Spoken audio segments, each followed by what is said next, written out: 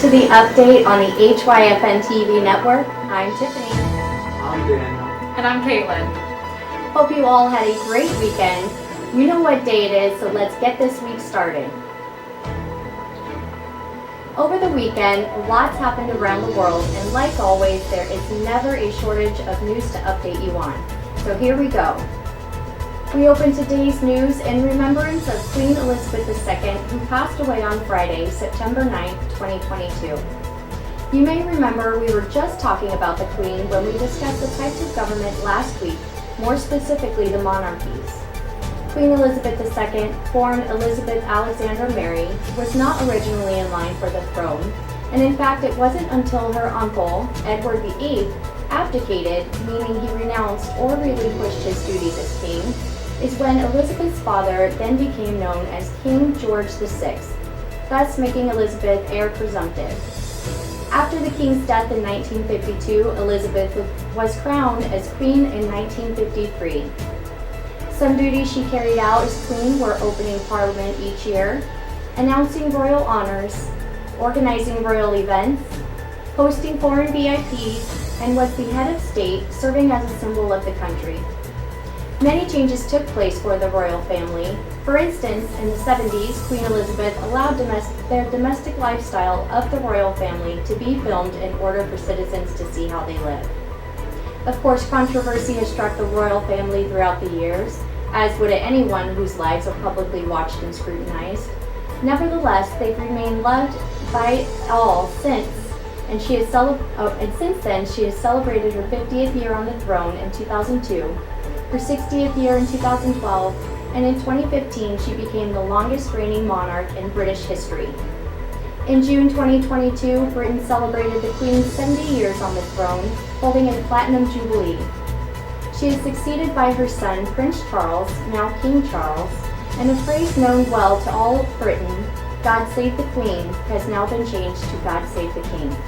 We send our love over to Britain as they mourn the loss of a major figurehead. Daniel has your next update. Daniel? Thank you, Tiff. Now, in Ukraine, yesterday marked the 200th day of the war. In a win for Ukraine, their troops have reclaimed mass amounts of land in the south and east, and President Zelensky commended the troops this past Saturday, stating they have reclaimed 2,000 square kilometers, or over 770 square miles of territory, just last month. The Ukrainian forces' actions have caused the Russian military to retreat in northeastern Kharkiv. Now, unfortunately, with the continued war, the death toll is still rising. Around 9,000 of Ukraine's soldiers have been killed so far, and Moscow has not been as forthcoming with their numbers. However, estimates put their soldier loss at around 25,000. In other developments, the nuclear power plant, Zaporizhzhia, was shut down on Sunday to reduce the chances of a radiation disaster. We just talked about this last week. Each side continued shelling near the power plant, and because of this, the threat of a radiation leak was very real. China's President Xi Jinping is set to meet Russian President Vladimir Putin at the Shanghai Cooperation Organization Summit. This is the first time Xi has left China since the beginning of COVID-19. And get this, while he has met with Putin over 30 times in person, he has not yet met with President Biden. Before the war began, Xi and Putin met at the opening of the Winter Olympics, where they announced to the world China and Russia would have a no-limits partnership. Xi has been watching as the war unfolds in Ukraine and has remained one of the few not condemning Putin over the war and calling it an invasion instead. Stay with us as we update you on the development. Caitlin? Thank you. Over in Colombia and Venezuela, a shared border allowing cargo transport, which was blocked by cement and containers, will reopen, ensuring years of closure. The historic announcement was made Friday by the presidents of both countries. Issues arose when countries, including Colombia, refused to recognize Nicolas Maduro as the re-elected president of Venezuela, who turned expelled diplomats and ordered the closure of legal crossing points. However, with Colombia's election of the new president, communications have improved, with Pedro recognizing as Venezuela's elected leader.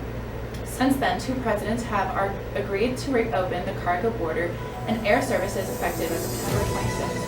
This is great news for both countries, as their commercial exchange saw a massive drop in income, and border business owners have consistently been asking trade between the two countries to reopen.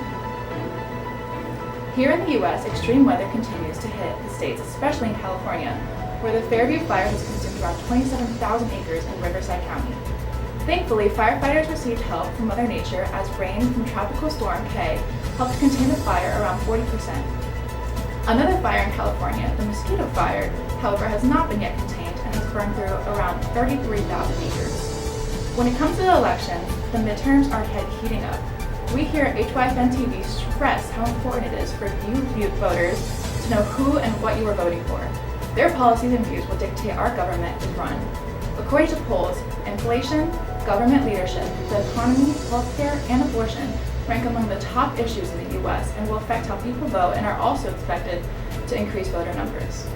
And lastly, this weekend was 9/11, marking the 21st anniversary of the World Trade Center and Pentagon attacks. The country remembered those and honored who lost their lives in the biggest terrorist attack back in 2001. Gone but never forgotten, our thoughts and prayers go out to all of those who were affected. And that's your current event update. Don't go anywhere. When we come back, we'll be talking about NGOs, what they are, and a few examples of them.